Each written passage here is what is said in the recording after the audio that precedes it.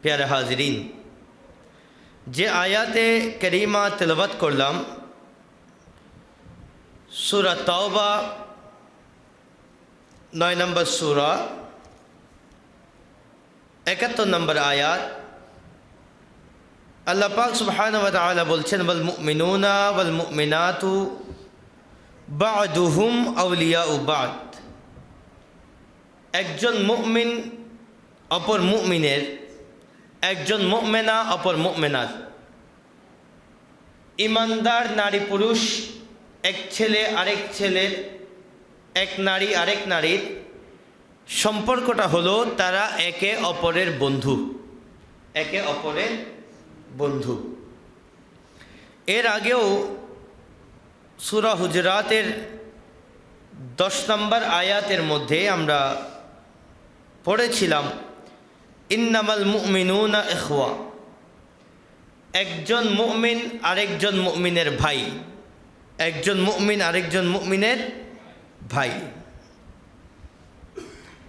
এই যে ভাই অথবা বন্ধু হিসেবে আমরা হাদিসে পাক থেকে জেনেছিলাম যে আমাদের একে অপরের জন্য 6টা কর্তব্য আছে, 6টা হক আছে।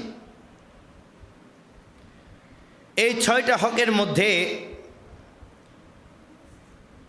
एक नम्बर हकेर मध्य आमरा बोलेछिलाम इज़ा लकीताहु फसल्लिम अलैहि,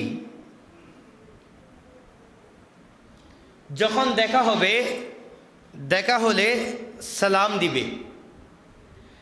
एवं सलामेर नियम सम्पर्के आमरा आलोचना करेछि जे एकजन बान्दा जखन अस्सलामु आलैकुम बोलबे विपरीते अपर बान्दा जवाब दिबे वा आलैकुम सलाम वरहमतुल्लाह, एकटू बाड़िए बोलबे। आबार केउ जखन बोलबे अस्सलामु आलैकुम वरहमतुल्लाह विपरीत ओई बान्दा बोलबे वा आलैकुम अस्सलाम वरहमतुल्लाहि वा बाराकातुहु। एभाবে করে আমরা সালাম নিয়ে আলোচনা করেছি। 2 নম্বরে আমরা বলেছি ওয়া ইযা দাআকা ফাআজিবহু, দাওয়াত দিলে দাওয়াতের कबुल करबे, जवाब देबे। अर्थात केउ आह्वान करले आमार बासाय आजके आपनार दावत, आमार एई प्रोग्रामे आपनार दावत, एई दावतटुकु कबुल करबे। एवं दावत कबुलेर जे किछु उपाय आछे, नियम आछे, से ब्यापारेও आमरा आलोचना करेछि। 3 नम्बरे आमरा बोलेछि वा इजास्तानसाहाका फानसाह लाहु, जखन कोनो मुसलमान उपदेश चाइबे, যখন কোনো মুসলমান অপর মুসলমানের কাছে নসিহত চাইবে তখন অপর মুসলমানের কল্যাণে নসিহত করবে, ভালো উপদেশ দেবে।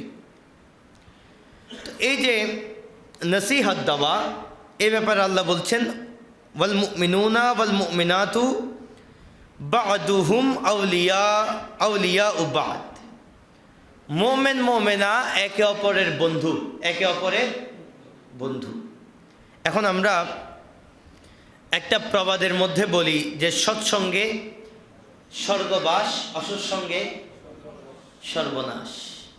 মুমিনকে যদি বন্ধু বানায় স্বর্গবাস হবে, আর যাদের কাছে ঈমানের তাকাজা নেই তাদেরকে যদি বন্ধু বানায় সর্বনাশ হবে। কেন? বন্ধুত্বের কিছু ক্রাইটেরিয়া, বন্ধুত্বের কিছু নিয়ম আমার আল্লাহ আমাদেরকে শিখিয়ে দিয়েছেন। আল্লাহ বলছেন তোমরা একে অপরের বন্ধু, ইয়ামুরুনা বিল মারুফ ওয়া ইয়ানহাউনা আনিল মুনকার। তো বন্ধুত্বের দাবি হলো, আমার আল্লাহ বলছেন তুমি তোমার বন্ধুকে ভালো কাজের আদেশ দিবা, মন্দ কাজ থেকে নিষেধ করবা। জোরে বলি না সুবহানাল্লাহ। যে বন্ধু ভালো কাজের আদেশ দেয় না সে কখনো ভালো বন্ধু হতে পারে না। যে বন্ধু ভালো কাজের আদেশ দেয় না সে কখনো ভালো বন্ধু হতে পারে না। আর যে বন্ধু মন্দ কাজ থেকে নিষেধ করে না সে বন্ধুও ভালো বন্ধু হতে পারে না। তো বন্ধুত্ব করার সময় দেখতে হবে যে আমার বন্ধু আমাকে ভালো কাজের আদেশ দিচ্ছে কিনা, মন্দ কাজ থেকে নিষেধ করছে কিনা। আর যদি বন্ধু আমাকে ভালো কাজ থেকে आदेश ना देय जे बंधु नामाज पढ़ते चलो, बंधु সময় নষ্ট করিও না, মাদক গ্রহণ করিও না, এই কথাগুলো যদি আমার বন্ধু থেকে না আসে, বরং আমার বন্ধু যদি বলে চলো আজকে একটা কনসার্ট হচ্ছে, একসাথে চলো একটু ঘুরে আসি, দেখে আসি, এই বন্ধুত্ব কখনো মুমিনের বন্ধুত্ব হতে পারে না। মুমিনের বন্ধুত্ব এমন বন্ধুত্ব, আমার আল্লাহ এই বন্ধুত্বের সংজ্ঞা দিতে গিয়ে বলছেন তারা ভালো কাজের আদেশ দেবে, মন্দ কাজ থেকে নিষেধ করবে। এমনকি দেখেন বন্ধুত্ব কেমন হতে হবে। আমার আল্লাহ বলছেন সূরা তাওবার ৭১ নম্বর আয়াতে, ওয়ায়ুকিমুনাস সালাতা ওয়ায়ুতুনাজ যাকাত। শুধুমাত্র ভালো কাজের আদেশ দেবে, মন্দ কাজের নিষেধ করবে এটা নয়, দুই বন্ধু মিলে তারা নামাজ কায়েম এবং যাকাত কায়েম করার চেষ্টা করবে। সুবহানাল্লাহ বলবেন না? দুই বন্ধু মিলে নামাজকে প্রতিষ্ঠা করার চেষ্টা করবে, নামাজ পড়ার চেষ্টা করবে বলেন এই আল্লাহ। ওয়ায়ুকিমুনাস সালাত, ইকামাতুস সালাত, একামতের দিনকে, ইসলামকে রাষ্ট্রের মধ্যে, সমাজের মধ্যে, পরিবারের মধ্যে প্রতিষ্ঠা করার চেষ্টা করা, এটা যখন দুই বন্ধুর গোল হয়ে যাবে, দুই বন্ধুর টার্গেট হয়ে যাবে, আমার আল্লাহ বলছেন এখানে দোনো বন্ধুই মুমিন। তাহলে দোনো বন্ধুর টেন্ডেন্সি হতে হবে যে আমরা নামাজ কায়েম করব, সমাজের মধ্যে নামাজ কায়েম করব, আমার রাষ্ট্রের মধ্যে নামাজ কায়েম করব। শুধুমাত্র মসজিদে এসে 5 ওয়াক্ত নামাজ পড়লে নামাজ কায়েম হয়ে যায় না। নামাজের মধ্যে আমরা যা বলছি এগুলো সমাজে কায়েম হচ্ছে কিনা, নামাজের মধ্যে আমি যা বলছি ওটা সমাজে কায়েম হচ্ছে কিনা এটা দেখতে হবে। আমি নামাজের মধ্যে কি বলছি, ইয়্যাকা না'বুদু ওয়া ইয়্যাকা নাস্তাঈন, যে কথা না বললে নামাজ হবে না, হবে এই কথা না বললে নামাজ হবে না। নামাজের মধ্যে দাঁড়িয়ে বলছি ইয়্যাকা না'বুদু, আল্লাহ তোমার ইবাদত করি, আর আমার জিহাদ, আমার সংগ্রাম হচ্ছে সমাজের মধ্যে সেকুলারিজম প্রতিষ্ঠা করা, আমার সংগ্রাম হচ্ছে গণতন্ত্র প্রতিষ্ঠা করা। আমি দিনরাত দৌড়াদৌড়ি করছি দুনিয়াবি মতবাদ প্রতিষ্ঠা করার জন্য। তাহলে আমার নামাজে আমি যে কথা বললাম এটার সাথে আমার কর্মের কোনো মিল নাই। আমি নামাজের মধ্যে বলছি ইহদিনাস সিরাতাল মুস্তাকিম, আল্লাহ আমাকে সিরাতে মুস্তাকিম দাও। সিরাতে মুস্তাকিম মানে হলো আমার জীবনের ঘুম থেকে ওঠা থেকে ঘুমানো, আমার জন্ম থেকে মৃত্যু, সব কিছু আমার রসুল যেভাবে ডিজাইন করে দিয়েছেন ওভাবে হওয়ার নাম হলো সিরাতে মুস্তাকিম। আর আমি মসজিদ থেকে বের হওয়ার পর বলছি হুজুর এই রাষ্ট্র সমাজ নিয়ে আপনার কথা বলার দরকার নেই, এগুলো আমরা বুঝবো, এগুলো আমার নেতা নেত্রী যেভাবে বলেছে সেভাবে আমরা সাজাবো, এগুলোর মধ্যে আপনারা কেন কথা বলতে আসছেন? কোরআনের কথা সমাজে আসুক সেটা আমি আর চাই না, রাষ্ট্রের কথা সমাজে আসুক আমি আর চাই না। অথচ এদিকে নামাজের মধ্যে 10 মিনিট আগে দোয়া করে গেলাম ইহদিনাস সিরাতাল মুস্তাকিম। তাহলে আমার নামাজের দোয়ার সাথে আমার কাজের কোনো মিল নেই। সেখানে আমার আল্লাহ আদা ইসসালাহ বলে নাই, নামাজ আদায় বলে নাই, বলছে নামাজকে প্রতিষ্ঠা করো। এখানে নামাজের মধ্যে দাঁড়িয়ে যা যা বলছো সেগুলোকে সমাজের মধ্যে প্রতিষ্ঠা করা যখন দুই বন্ধুর মকসদ হয়ে যাবে, আমার আল্লাহ স্বীকৃতি দিচ্ছেন ওই দুই বন্ধু অবশ্যই মুমিন বান্দা। এবং যাকাত ওয়ায়ুতুনাজ যাকাত, তারা যাকাত দেবে।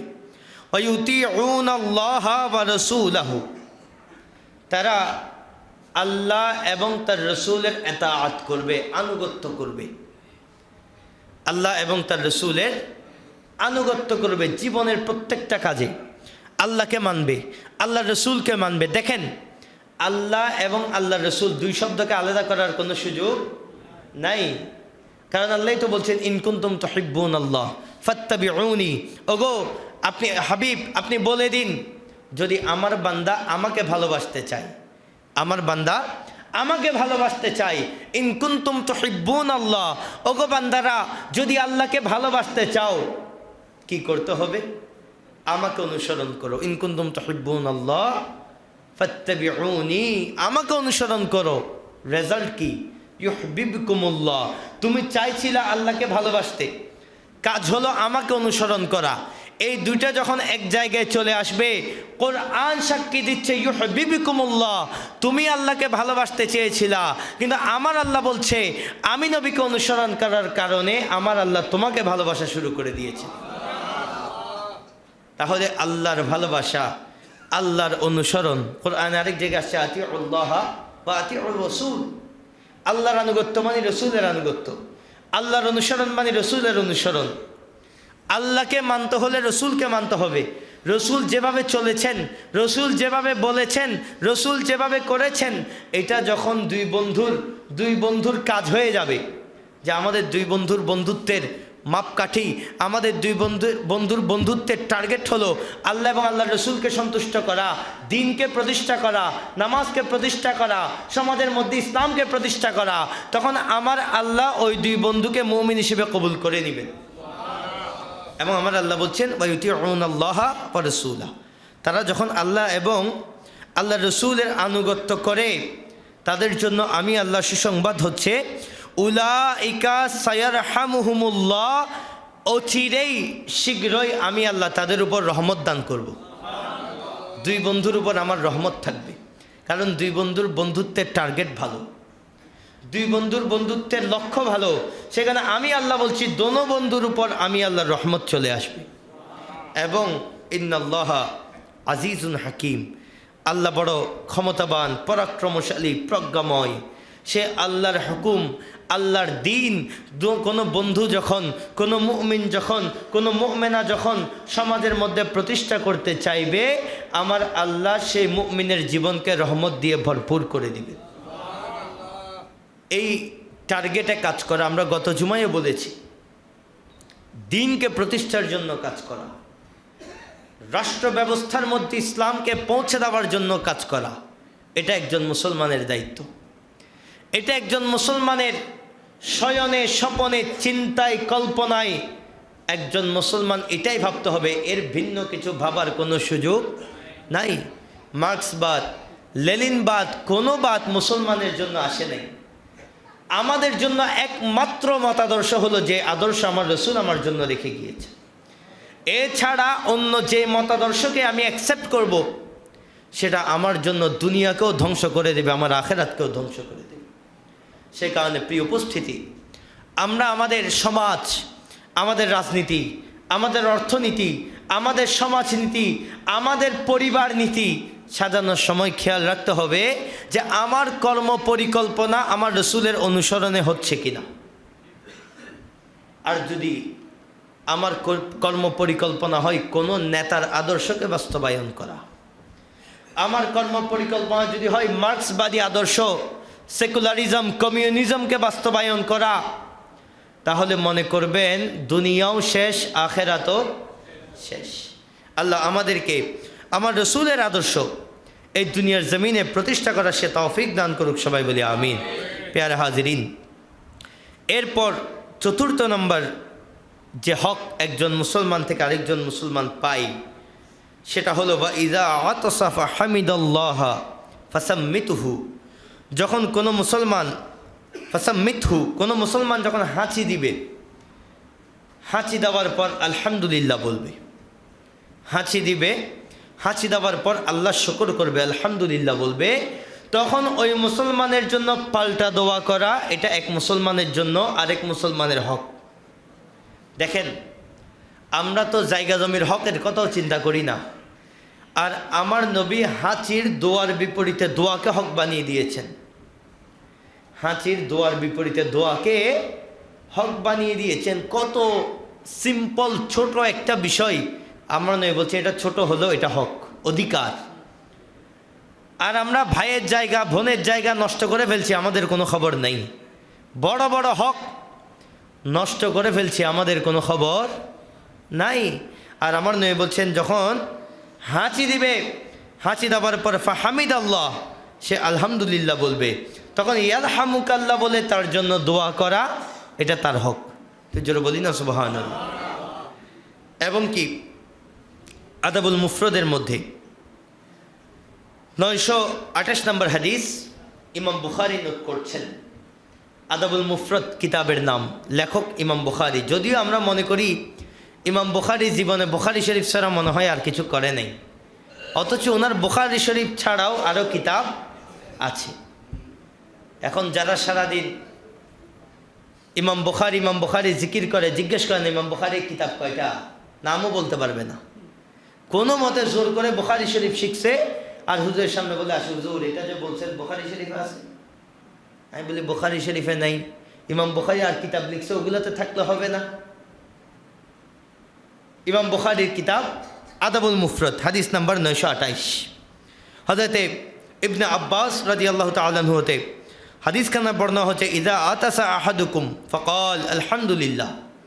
কোনো বান্দা যখন হাঁচি দেয় এবং আলহামদুলিল্লাহ বলে, আশেপাশে কেউ থাক আর না থাক, হাঁচি দিল, দাবার পরে আল্লাহর প্রশংসা করলো, আলহামদুলিল্লাহ বলল, ক্বাল আল মালাক, ফেরেশতারা বলে রব্বুল আলামিন। বান্দা আলহামদুলিল্লাহ বলার পর ফেরেশতারা বলে রব্বুল আলামিন। তুই জোরে বলি না সুবহানাল্লাহ। এবং ফাইদা ক্বাল রব্বুল আলামিন, বান্দা যদি হাঁচি দেওয়ার পর বলে আলহামদুলিল্লাহি রব্বিল আলামিন, বান্দা যদি পুরা লাইন বলে ক্বাল আল মালাক, ফেরেশতারা বলে ইয়ারহামুকাল্লাহ, ওগো বান্দা তোমার উপর আল্লাহর রহমত বর্ষণ হোক। অর্থাৎ আপনার পাশে কেউ না থাকলেও আমার আল্লাহ ফেরেশতা সেট করে দিয়েছেন, আমার বান্দা আমার প্রশংসা করবে, আর তুমি ফেরেশতা বসে থাকবা হবে না। আমার বান্দা আমার প্রশংসা করা মাত্র তুমি তার জন্য একটু দোয়া শুরু করতে হবে। একইভাবে আদাবুল মুফরদের মধ্যে আরেকটা হাদিস নোট হচ্ছে, যে হাদিসখানা ইমাম বুখারী ওনার বুখারী শরীফের মধ্যে, ইমাম আবু দাউদ ওনার আবু দাউদ শরীফের মধ্যেও নোট করছেন। হযরত আবু হুরায়রা রাদিয়াল্লাহু তাআলা হতে বর্ণিত, রাসূল পাক বলছেন, ইযা আতাসা ফালিয়াকুল আলহামদুলিল্লাহ, ফাইযা ক্বালা ফালিয়াকুল লাহু আখুহু আও সাহিবুহু ইয়ারহামুকাল্লাহ, ফাইযা ক্বালা লাহু ইয়ারহামুকাল্লাহ ফালিয়াকুল ইয়াহদিকাল্লাহ ওয়া ইউসলিহু বালাকা।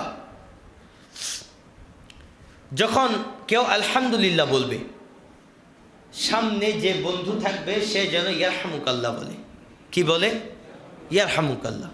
আমি হাঁচি দিলাম, আলহামদুলিল্লাহ বললাম, আমার পাশে যে আছে, সামনে যে আছে, সে দোয়া করবে ইয়ারহামুকাল্লাহ, আল্লাহ তোমার উপর রহম করুক, আল্লাহ তোমার উপর দয়া করুক। সে যখন আমার জন্য দোয়া করলো, আমারও একটা ডিউটি আছে, আমি তার জন্য দোয়া করবো ইয়াহদিকাল্লাহ ওয়া ইউসলিহু বালাকা, আল্লাহ তোমাকে হেদায়েতে রাখুক, এবং তোমার যত বালা মুসিবত আছে, আল্লাহ তোমার যত সমস্যা আছে, আল্লাহ এগুলা থেকে তোমাকে সালাহিয়ত সংশোধন দান করুক।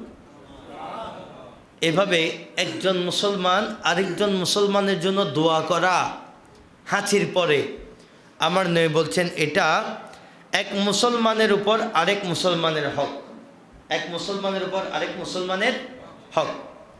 এবার আসেন একটা এই জাতীয় একটা আমল বলি। ইমাম বুখারী ওনার কিতাব আদাবুল মুফরদে নোট করছেন 934 নম্বর হাদিস। আল্লামা বদরুদ্দিন আইনি রহমতুল্লাহি আলাইহি ওনার লেখা কিতাব বুখারী শরীফের শরহ উমদাতুল কারি লিশরহে বুখারীর মধ্যে নোট করছেন। ইবনে হাজার আসকালানি রহমতুল্লাহি আলাইহি ওনার ফাথুল বারিতে নোট করছেন, এবং ওনার আল ফুতুহাতুর রব্বানিয়ার মধ্যেও নোট করছেন। ইমাম কাস্তালানি, যার স্ত্রী অনেক বড় মাপের আল্লাহর ওলি এবং মুহাদ্দিসা ছিলেন, ওনার স্ত্রীও, স্বামী স্ত্রী দুইজনই বড় মাপের লেখক ছিলেন। উনি ওনার কিতাব আল মাওয়াহিবুল ইরশাদুস সারি লিশরহিল বুখারী, এই কিতাবের মধ্যে নোট করছেন। আমি 3-4টা কিতাবের নাম বললাম, কারণ আছে একটু পরে বলছি। 3-4টা কিতাবের মধ্যে নোট হচ্ছে, হযরত আলী রাদিয়াল্লাহু তাআলা আনহু হাদিসখানা বর্ণনা করছেন। তিনি বলছেন, মান ক্বালা ইনদা আতাসাতিন সামিআহা আলহামদুলিল্লাহি রাব্বিল আলামিন আলা কুল্লি হালিন মা কানা। কেউ যখন কাউকে হাঁচি দিতে শুনে, আমি একজনকে হাঁচি দিতে শুনলাম, শোনার পরে আমি যদি একটা দোয়া পড়ি, সে দোয়াটা আমরা একটু মুখে মুখে পড়বো সবাই, হাদিসের কথা একটু মুখে মুখে পড়বো, আলহামদুলিল্লাহি রাব্বিল আলামিন আলা কুল্লি হালিন মা কানা এই দোয়াটা কোনো বান্দা যদি অন্যজনকে হাঁচি দিতে শোনার পরে পড়ে, হযরত আলী রাদিয়াল্লাহু তাআলা আনহু বলছেন, লাম ইয়াজিদ ওয়াজা আদ-দিরসি ওয়ালাল উযুনিন আবাদা, ওই বান্দা জীবনেও কখনো দাঁত এবং কানের কোনো রোগ হবে না। দাঁত এবং কানের কোনো রোগ হবে না। একাধিক কিতাবে নোট হয়েছে হাদিস, এবং যারা নোট করেছেন প্রত্যেকেই এমন এমন বান্দা যারা বুখারী শরীফের ব্যাখ্যা গ্রন্থ লিখেছে। কিন্তু দুঃখের বিষয়, এই হাদিসকে হাজারো বছর পরে এসে এক বান্দা তিনি দঈফ হাদিস, দুর্বল হাদিস বলে ওনার একটা কিতাবের মধ্যে নোট করে দিয়েছেন, বলে এটা দঈফ। অথচ ওনার আগে হাজার হাজার বছর আগে যারা আলেম উলামা, যারা বুখারী শরীফের ব্যাখ্যা লিখতেন, ওনারা এই হাদিস ওনাদের কিতাবের মধ্যে লিখে চলে গিয়েছেন। তো এখন এটা কেন বলছি, কোন হাদিস কেউ দঈফ বলে দিল, বলে এটা দুর্বল, দুর্বল সে বললে হবে না। দুর্বল কি না এটা যাচাই বাছাই করার দরকার আছে। এখন আমার মনের মতো হইল না মানে দুর্বল, আর আমার মনের মতো হইলে ওটা দুর্বল হইলেও সবল। কারণ একটা কথা আছে, যাকে দেখতে নারী তার চলন বাঁকা, যাকে দেখতে পারি না তার চলন সবসময় বাঁকা। তো যে হাদিস আমার বিপরীতে যাবে বলি এটা দুর্বল। তো এই কারণে কখনো আমি যে বান্দাগুলার নাম বললাম, এটা আপনি কওমি ঘরানা বলেন, আহলে সুন্নাত ওয়াল জামাতের ঘরানা বলেন, সব ঘরানায় শ্রদ্ধেয় ব্যক্তিত্ব ওনারা। তো এখন ওনাদের একটা হাদিস আরেকজন ধাম করে ফেলে দিল, 10 জন আলেম বলল এটা কারেক্ট, একজন বলল না এটা দঈফ, আমি ওই একজনের কথা শোনার কোনো সুযোগ নাই। এরকম একজন দুইজন সবখানে থাকে, যেগুলার কাজই হচ্ছে ভেজাল লাগাই দেওয়া। সেই কারণে আলেম ওলামারা হাজার বছর ধরে যে আমলগুলো আমাদের মধ্যে প্রচলন রেখেছেন, এগুলা ধাম করে আজকে এসে কেউ একজন বলল না এটা নাই, এটা দুর্বল, এখানে আমাদের কান দেওয়ার কোনো দরকার নাই। আল্লাহ আমাদেরকে বোঝার তৌফিক দান করুক, সবাই বলে আমিন। প্যারা হাজিরিন, 5 নাম্বার যে হক, আমার নবী বলছেন কেউ যখন অসুস্থ হবে তার সেবা করা এটা অপর মুসলমানের হক। আমি যখন অসুস্থ হব আমার সেবা করা, আমার ভাই যখন অসুস্থ হবে তার সেবা করা।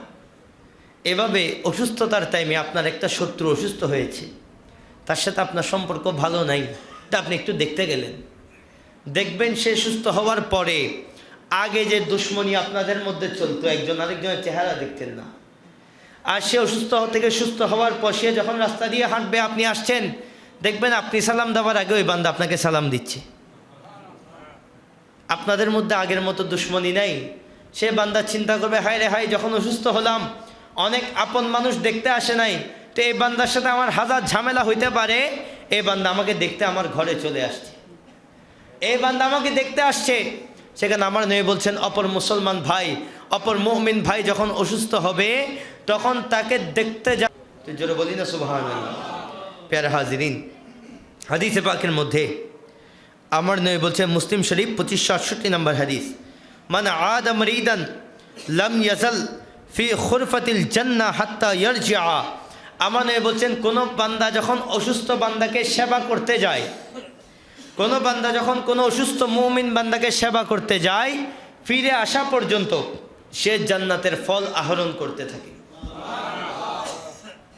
জান্নাতের ফল সে আহরণ করে, সে মনে করছে সে বান্দাকে সেবা করছে, 200 টাকার ফল নিয়ে যাচ্ছে, 500 টাকার ফল নিয়ে যাচ্ছে। আরে 500 টাকার ফল এটা তো সামান্য জিনিস। আমার নবী বলছে সে গেল আর আসলো, এই যে মাঝখানে যে সময়, পুরাটা সময় জুড়ে সে জান্নাতে নিজের জন্য ফল সংগ্রহ করেছে। সে যখন কবরের মধ্যে যাবে সে দেখবে তাকে ফল দেওয়া হচ্ছে। আল্লাহ এই ফলগুলো কোথার থেকে? তো আমার ফেরেশতারা তখন বলবে, বান্দা তোমার একজন মুসলমান ভাই অসুস্থ হয়েছিল, তুমি দেখতে গিয়েছিলা, আর ওই সময় আমার আল্লাহ তোমার জন্য এই ফলগুলো বাজেট করে দিয়েছে। এমনকি আরেক হাদিস তিরমিজি শরীফ 969 নম্বর হাদিস, মা মিন মুসলিমিন ইয়াউদু মুসলিমান গুদবাতান ইল্লা সাল্লা আলাইহি 70 আলফ মালাক হাত্তা ইউমসিয়া। কোনো মুসলমান যখন সকালবেলা কোনো রুগীকে দেখতে যায়, সন্ধ্যা পর্যন্ত আমার আল্লাহ ৭০,০০০ ফেরেশতা নিযুক্ত করেন, যে ফেরেশতারা ওই বান্দার জন্য দোয়া করতে থাকে।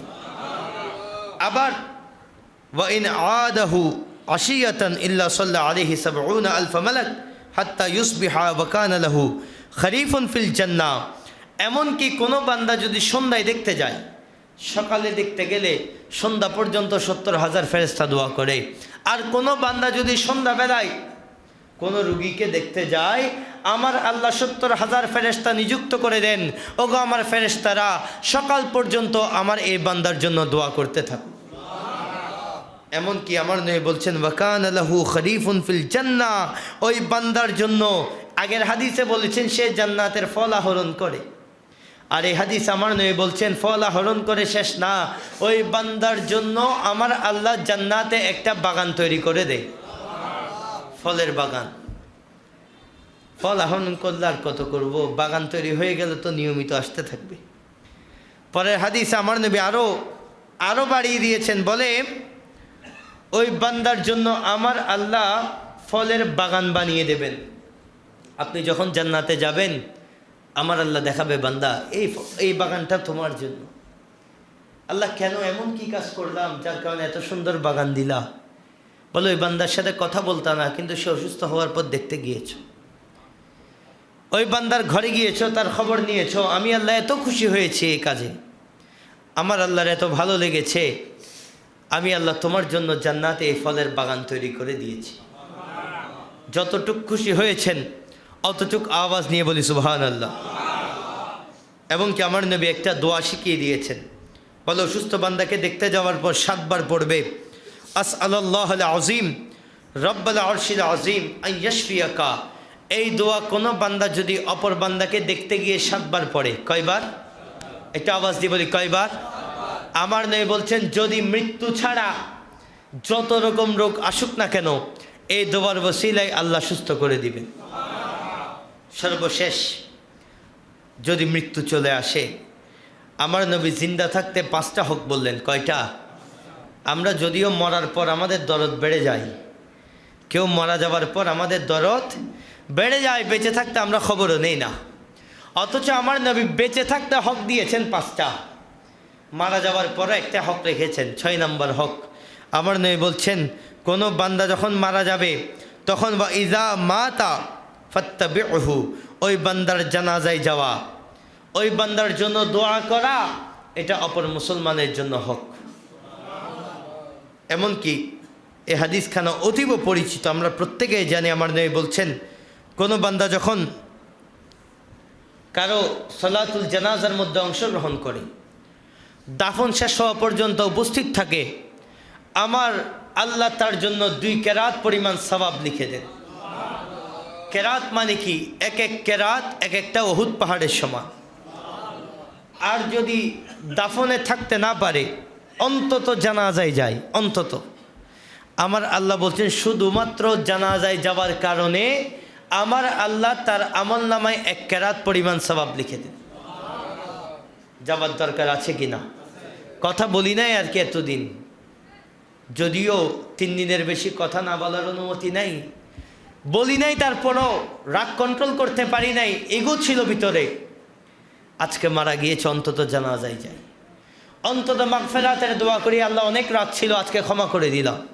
আল্লাহ আমি জানি আমার উপরে তোমার অনেক রাগ, আল্লাহ আমি যেরকম তোমার বান্দাকে নিঃশর্ত ক্ষমা করে দিয়েছি, আল্লাহ আমি ফরিয়াদ জানাচ্ছি। আল্লাহ যদি শর্ত দেয়, আল্লাহ যদি আমাদের মতো হিসাব করে, আমরা পার হওয়ার কোনো সুযোগ, একজন বান্দা নাই যে বলতে পারবে আল্লাহ হিসাব নিলে যেতে পারবো, আল্লাহ হিসাব নিলে পার হতে পারবো, এমন নেককার বান্দা দুনিয়াতে একটাও নাই।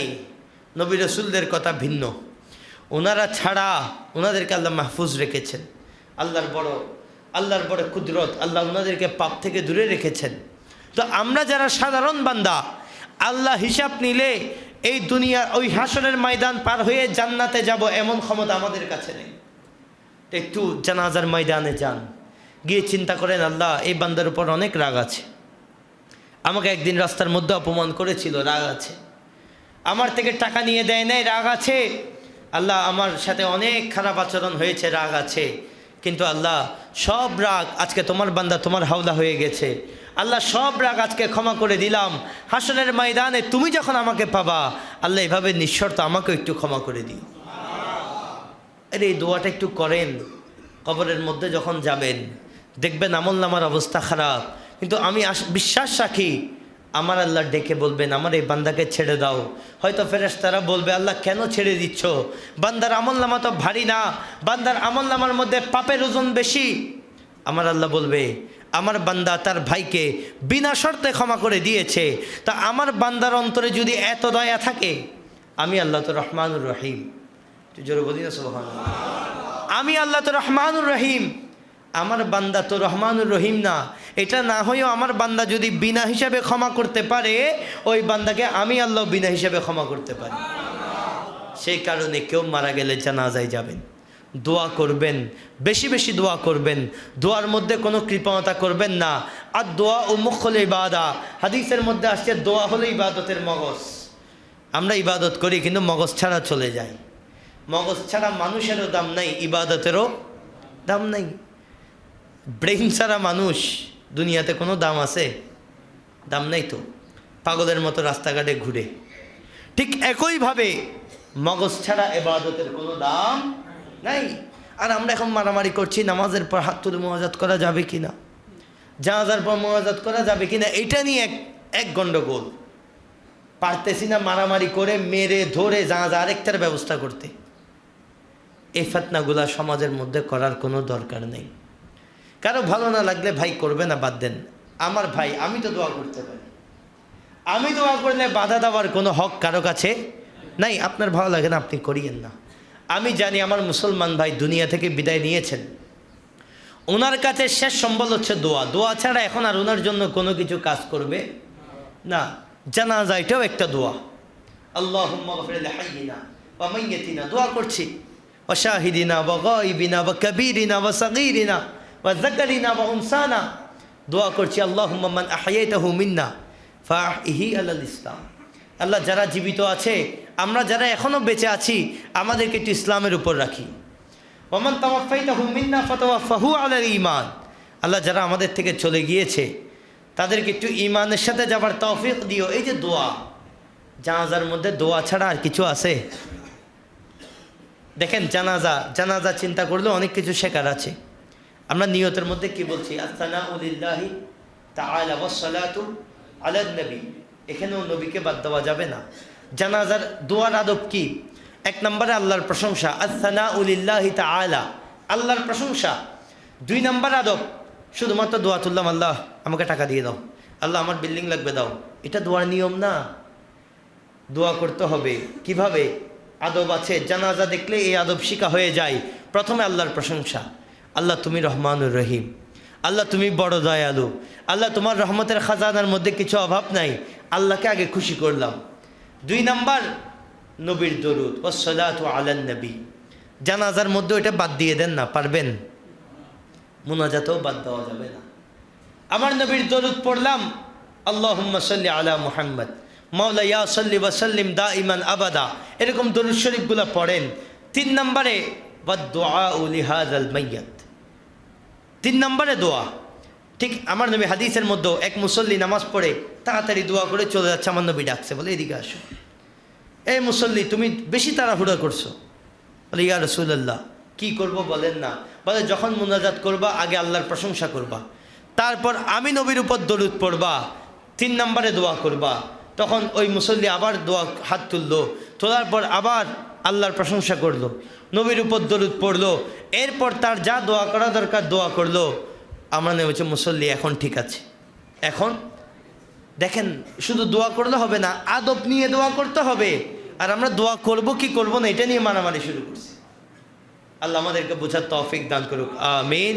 ওয়া আখিরু দাওয়ানা আলহামদুলিল্লাহি রাব্বিল আলামিন। আপনার সুন্নত পড়ুন, এরপর খুতবা হবে।